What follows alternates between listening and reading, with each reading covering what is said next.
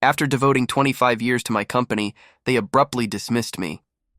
The new partner nonchalantly said, "Wishing you luck," while HR framed it as part of necessary restructuring. Soon after, an astonishing 70% of their clients took their business. Elsewhere, the founding partner, completely baffled, demanded, "What went wrong?" Little did he realize that I had already... He chuckled. A sound Innovate Solutions eventually had to sell off parts of their business to survive. Alex left the company, his vision of expansion now a distant memory. Richard, though still the founder, took a step back, focusing on mentoring new entrepreneurs about the importance of loyalty and personal relationships in business. I, on the other hand, found a new lease on life. My firm, Mark's Client Solutions, not only brought back old clients but attracted new ones, drawn by my reputation for integrity and client-centric service. Susan and I celebrated the first anniversary of our firm with a small party, surrounded by clients who had become friends. The atmosphere was warm, filled with laughter and the clinking of glasses, a stark contrast to the cold corporate environment I had left behind. As I looked around at the faces of those who trusted me, I realized that being let go from Innovate Solutions was the best thing that ever happened to me. It wasn't just about the money or the job, it was about finding my true value and standing up for myself. The evening was a blur of stories and shared memories. One client, a CEO of a tech startup, raised his glass to me. "Mark, you've not only helped us grow, but you've shown us what true partnership looks like," he said, his voice carrying over the soft music. I smiled, feeling a warmth spread through me that had nothing to do with the wine. Later, as the party wound down, Susan and I sat together watching our guests leave. She squeezed my hand, her eyes reflecting the pride I felt. "You've built something beautiful here, Mark," she whispered, her voice thick with emotion. "Something that's truly yours." Looking back, I realized the journey had been about more than just business.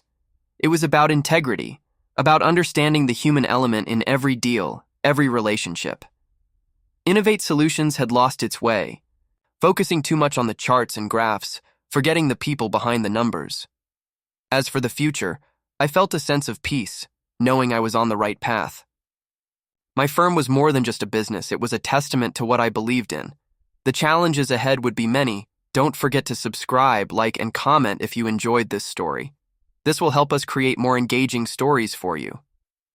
I nodded, even though he couldn't see me. It's not just about incentives, Richard. It's about trust, about relationships. You've got to rebuild that from scratch now. The conversation ended with a promise from Richard to keep me updated.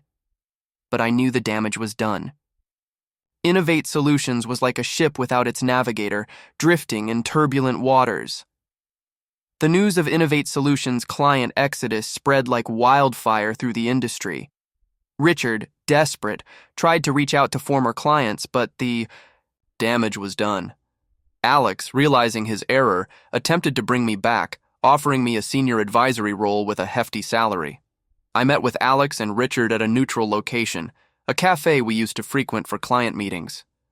The familiar smell of coffee and the murmur of conversations around us did little to ease the tension.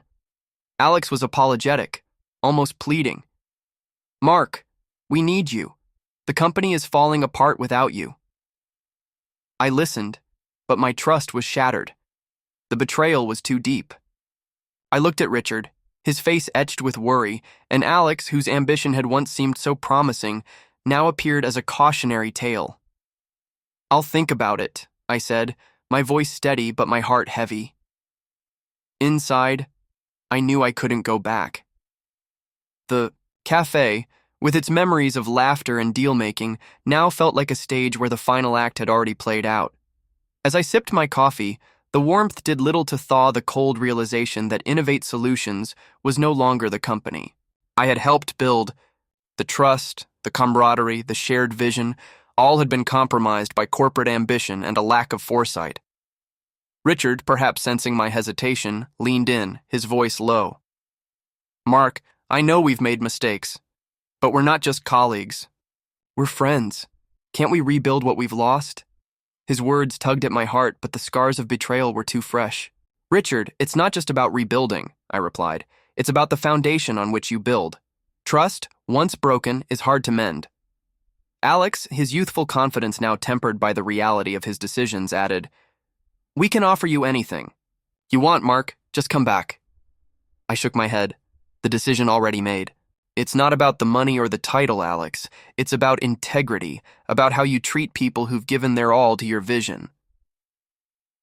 The meeting ended with promises of I decided against returning to Innovate Solutions. Instead, I used my severance package to start my own consulting firm, Mark's Client Solutions. My first move was to reach out to all the clients who had left Innovate Solutions. They were more than willing to work with me again, valuing my personal touch and understanding of their business needs. Within months, my new firm was thriving, and Innovate Solutions was struggling to stay afloat. The office I set up was modest compared to what I had at Innovate Solutions, but it was mine. Every piece of furniture, every piece of decor was chosen, with care, reflecting the ethos of my new venture. The walls, instead of being adorned with accolades, were now lined with client testimonials, each one a testament to the trust and relationships I had rebuilt. Richard called again. This time, not to ask for my return, but to congratulate me on my success. "You've shown us what we lost, Mark," he admitted. His voice was heavy with regret, but there was also a hint of admiration. "I never thought you'd bounce back this quickly, and with such vigor." I leaned back in my chair, the leather creaking softly, a sound that now signified my independence, rather than my past. "Richard, it's not just about bouncing back, it's about moving forward, about creating something that truly reflects what I believe in." Innovate Solutions lost sight of that. There was a pause on the line, the kind that speaks volumes. "What will happen to Innovate Solutions now that I am their competition?" I asked, not out of malice, but genuine curiosity. Richard sighed, the sound of defeat clear. "We're trying to adapt, Mark. Alex has been pushing for more aggressive marketing, but without your client base, it's like trying to fill a sieve with water. We're hemorrhaging clients, and the board is getting restless." I could picture him in his office, the once vibrant space now echoing with the ghosts of past successes. "Richard, you've got to focus on what made Innovate Solutions great in the first place. It wasn't just the technology, it was the people, the relationships. The scent of polished wood and the faint hum of the air conditioning always greeted me when I stepped into my office. My name is Mark, and at 52, I've seen the tech world evolve from dial-up to cloud computing. I've been with Innovate Solutions for 25 years now, a company that started as a dream between me and my old friend Richard. He trusted me with the keys to our client relations, and over the years, I've not just managed but nurtured those relationships. My office, with its walls adorned with plaques and photos from countless client events, stood as a testament to that dedication. Richard, now in his late 60s, had recently decided it was time for a change. He brought in Alex, a young, ambitious tech entrepreneur with eyes that gleamed with visions of expansion and essential restructuring. Alex's arrival was like a storm in our calm sea, his meetings filled with charts, graphs, and promises of a future that seemed both exciting and unsettling. As I sat at my desk, surrounded by the familiar comfort of my achievements, the phone rang, slicing through the quiet. It was HR, their voice unusually formal, asking me to come to their office immediately. A chill ran down my spine, not from the air conditioning, but from the tone of the call. What could HR possibly want with me now? I stood up, straightening my tie, feeling the weight of every year I'd spent here. The walk to HR felt longer than usual, each step echoing in the empty hallway. My mind raced through possibilities, from the mundane to the catastrophic. Was it about the recent client feedback, or perhaps something more personal, something I hadn't anticipated? The door to the HR office swung open with a creak that seemed to echo my own unease. Inside, the atmosphere was thick with an unspoken tension. Linda, the HR manager, sat behind her desk, her expression a mix of professionalism and pity. Next to her stood Alex, his youthful face attempting a smile that didn't quite reach his eyes. "Mark, please, have a seat," Linda said, gesturing to the chair opposite her. Her voice was soft, almost apologetic. I sat down, my heart pounding in my chest, the room feeling suddenly too small. Linda slid a manila envelope across the desk towards me. "This is for you," she said, her eyes avoiding mine. I opened it, already knowing what it contained, but hoping against hope it was something else. Inside was my severance package, the finality of it hitting me like a physical blow. "Alex?" Perhaps, sensing the need to fill the silence, spoke up. "Good luck, Mark. We're going through some essential restructuring." His words were polite, but they felt hollow, like a well-rehearsed line from a play I hadn't auditioned for. The room spun slightly as I processed the news. Years of loyalty, late nights, client dinners, all culminating in this moment of cold dismissal. I stood, feeling the weight of every accolade on my office walls now meaningless. I left the office, my head spinning, trying to process what had just happened. The walk to my car was a blur, each step heavy with the realization that my career at Innovate Solutions was over. When I got home, Susan was in the kitchen. The aroma of her cooking, usually a comfort, now felt like a stark contrast to the turmoil. Days turned into weeks, and I found myself in a strange limbo, applying for jobs, but also watching from the sidelines as Innovate Solutions began to falter. Clients started to leave, one by one. The first to go was our biggest client, TechWave, who had always insisted on dealing with me directly.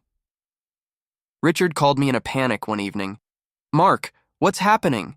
TechWave just pulled out and others are following. How did this happen?" I explained to him that I wasn't just an employee, I was the glue that held our client relationships together.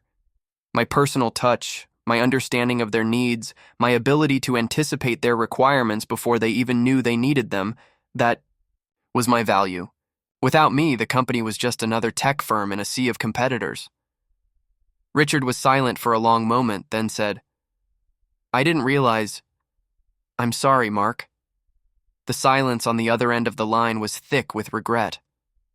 I could almost hear Richard's mind racing, trying to piece together how he could salvage the situation. He had always been the visionary, the one with grand plans, but now, without my steady hand guiding the client relationships, his vision was crumbling.